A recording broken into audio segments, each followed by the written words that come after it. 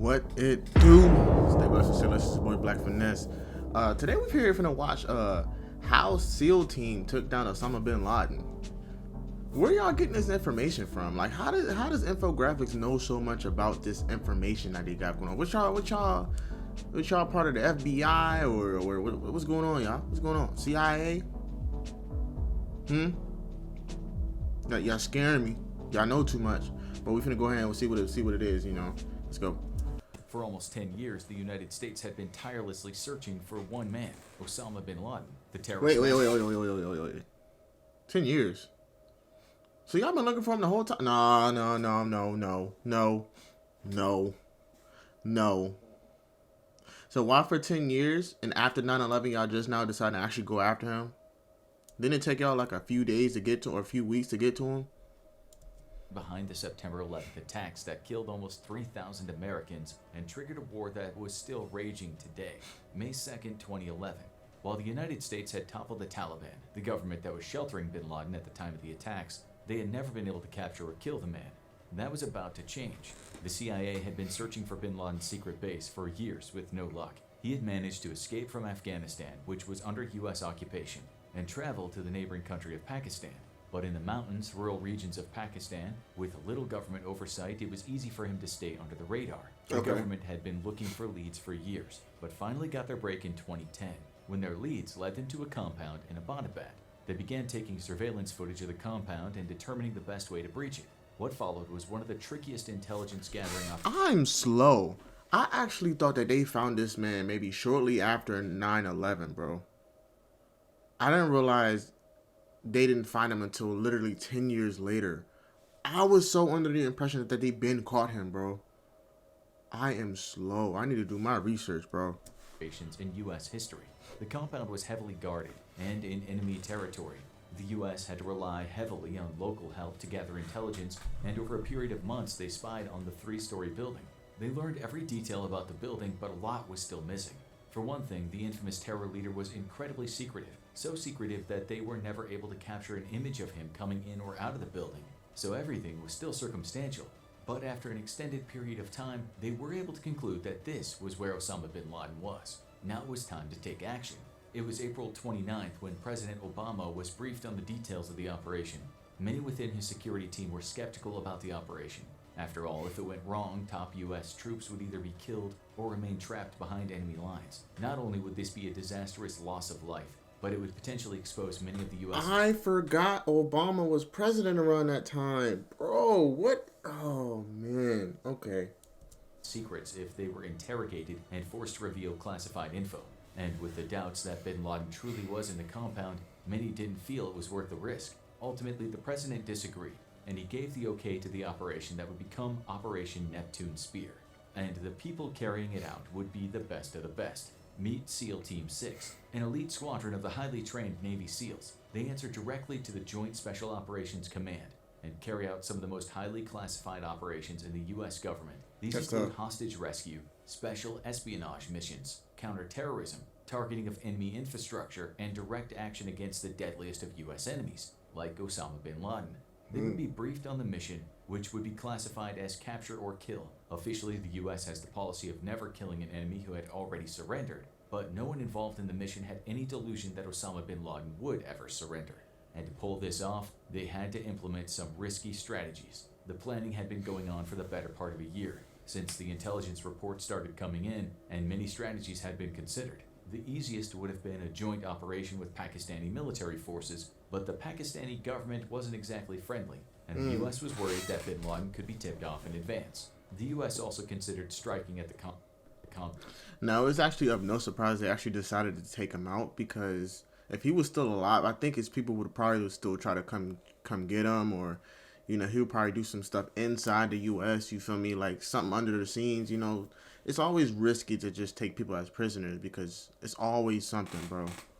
With stealth bombers, which could atomize bin Laden, but there would be no way of following up to ensure he was already dead, and the tricky terror leader had managed to escape U.S. operations before. So instead, the government decided to go old school. SEAL Team 6 would be flown in using modified Black Hawk helicopters that were designed to be quiet and would be able to fly in under enemy radar. The Pakistani military had been heavily trained and supplied by U.S. advisors, so their capability. Oh, I never. Okay, so there is really such thing as a stealth chopper. Okay, so I would see it a few times in Call of Duty, but I didn't think it was actually real. Like, I would be able to hear the wings, but I didn't know they actually had helicopters designed to literally sound so silent that you can barely hear them. That's tough. These were known, and the U.S. was confident they could get around them. The goal was to get to the compound without being detected or challenged by the Pakistani forces, and once the target was down, they would be able to beat a hasty retreat. May 1st, 1:22 p.m., Defense Secretary Leon Panetta received word from the president and directed Admiral William McRaven to move ahead with the operation. Within the next 2 hours, President Obama and his national security team would move to the Situation Room to watch the whole thing unfold over night vision images transmitted to them from a drone. The roughly 24 Navy SEALs sent on the mission would temporarily be transferred to the control of the CIA, so it would technically not be a military mission and would not be classified as an act of war. These were going to be some of the most critical minutes in the U.S.'s modern history, and for the men on the ground, every single minute would count. While the roughly 24 SEALs were the ones who would breach the compound, there were 79 commandos and a dog involved in the raid. The dog, a Belgian Malinois named... You know, the three main people you need: Captain Price, Mason, and Ghost. You're set.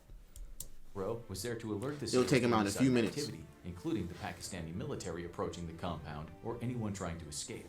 The core team was backed up by a dog handler, interpreters, pilots, intelligence agents, and tech experts who would make it all possible. But the success or failure of the mission would hinge on the men entering the compound, and one wrong move could spell doom.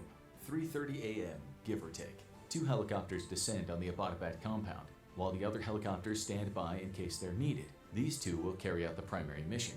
Flying low to the ground, the stealthy Black Hawk helicopters hover over the compound grounds. While the first deploys ropes to lower its team to the ground, the other heads to the far northeast corner to covertly drop off its interpreter, dog, handler, and 4 SEALs. If everything went smoothly, they would soon be at the compound. But everything didn't go smooth. While the helicopters weren't detected and they didn't come under hostile fire, Mother Nature had something to say. The first helicopter flew into what's known as a vortex ring state, an air phenomenon caused by higher than expected temperatures creating an air vortex. The rotor's air pressure didn't diffuse properly, the helicopter was knocked off balance, and it grazed the back of the compound wall. The tail rotor was seriously damaged, and the helicopter started rolling over. The quick-thinking pilot drove the helicopter into the ground nose first, preventing a total collapse, and the SEALs and crew were able to escape unscathed after a rough landing. Now the only question was, had this blown their secret mission? The answer seemed to be no, as there was no sign of aggression from the compound. The SEALs had successfully weathered a crash landing without being detected. The helicopter was secure against the compound walls, and the other helicopter had landed safely outside the compound. The rest of the team was scaling the walls, and the whole team was reunited. The next step was breaching the compound, and that's where the SEALs explosives team came in. They needed to get in quickly and hit people inside with shock and awe. Outside preparation was key, but once they were inside, every second would count. 10 years of searching had come down to this. 3:33 a.m. To get through the security, the SEALs used portable explosives to blow open the doors of the compound's guest house, one by one. They breached the compound and began storming up the stairs. The first room they encountered on the first floor contained 2 adult males, but neither was Osama bin Laden. They were detained, but they weren't the target. More disturbing, every floor seemed to contain small groups of children. This wasn't just a terrorist compound, it was home where the terrorists kept their families, regardless of the danger they were putting them in. And with every floor the SEALs ascended, the danger would escalate. That's crazy. 3:35.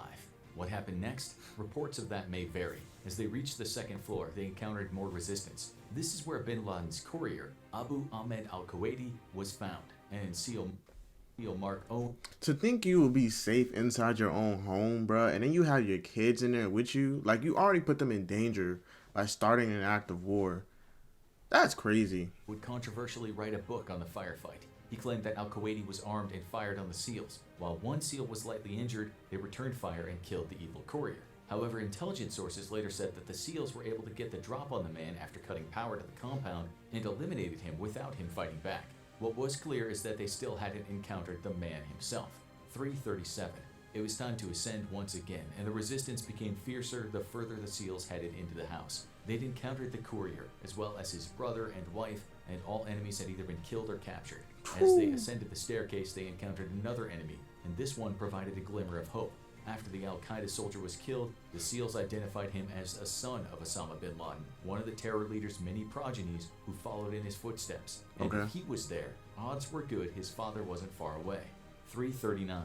There was only one floor left to be breached, the third, and the SEALs were steeling themselves for yet another disappointment. This was clearly a high-level Al-Qaeda compound, but bin Laden had been notorious for staying one step ahead of his pursuers, and he could be far away by now. But as they breached the third floor, it became... I wonder what would happen if he actually tried to jump out the window or something like that, because he had that much time to actually be able to move.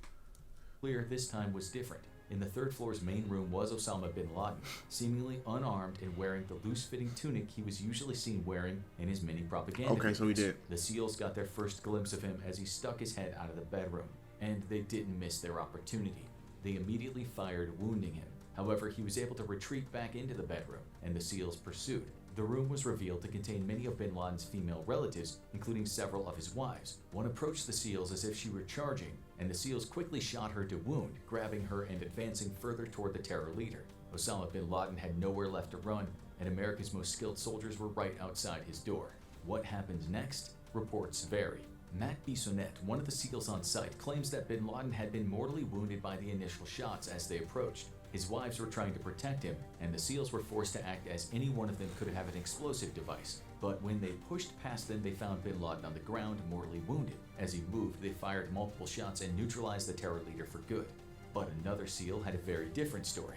Robert J. O'Neill would become one of the first SEALs to identify himself as one of the men on the mission, and had a much more dramatic recollection of the events. In his retelling, Osama bin Laden might have been wounded, but he was far from neutralized. In fact, he was strong enough to grab one of the women in the room and hide behind her, using her as a human shield. As bin Laden pushed the Okay.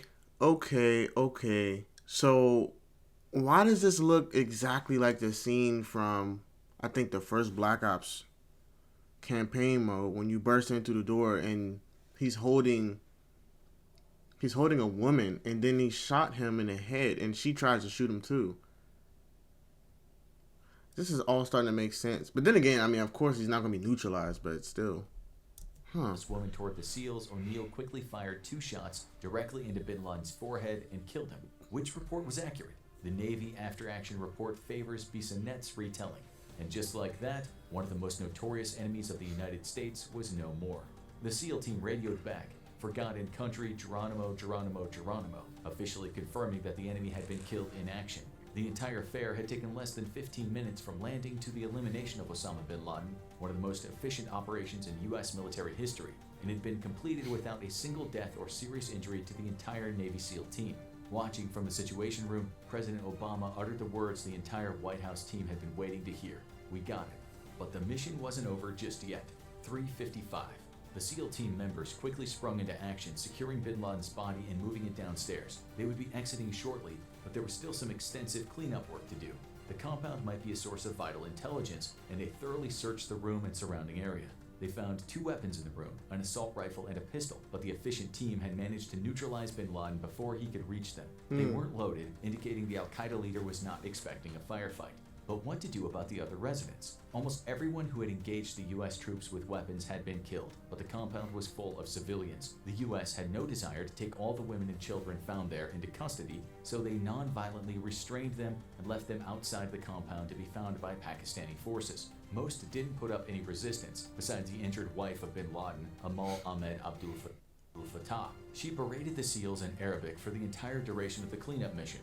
And it seemed the Yemeni woman was a true believer in her late husband's mission. She, like most of the people found there, would eventually be deported from Pakistan back to their home countries in the Middle East.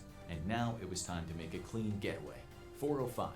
Bin Laden's body and every important piece of intelligence or evidence had been secured. Taking what they needed, the first helicopter was loaded and primed for takeoff. Much like the landing, this was a low takeoff to avoid detection. For those back in the US, the SEALs were heroes, but this was an unauthorized mission, and it was unlikely the Pakistani forces would be grateful if they were caught there.